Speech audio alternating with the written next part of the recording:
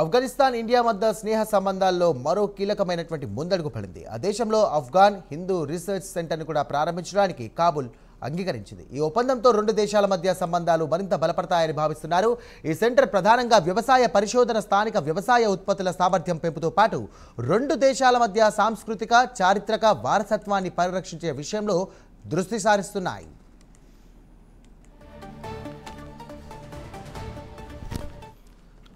కాబూల్లో జరిగినటువంటి ఉన్నత స్థాయి సమావేశంలో ఆఫ్ఘాన్ వ్యవసాయ శాఖ మంత్రి మౌల్వీ ఉతుల్లా ఓమరీ, అలాగే భారత రాయబారి కరణ్ జాదవ్ పాల్గొన్నారు.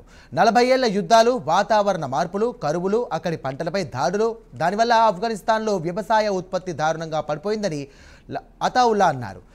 ఈ క్రమంలో భారత సాయం తీసుకొని కూడా కఠినమైనటువంటి వాతావరణాన్ని కూడా ఎదుర్కొనే పండే పంట ఉత్పత్తులను కూడా అభివృద్ధి చేయడానికి శాస్త్రీయ పరిశోధన అవసరమని, అందుకోసం భారత్ను కూడా సంప్రదించామని అతావుల్లా చెప్పడం విశేషం.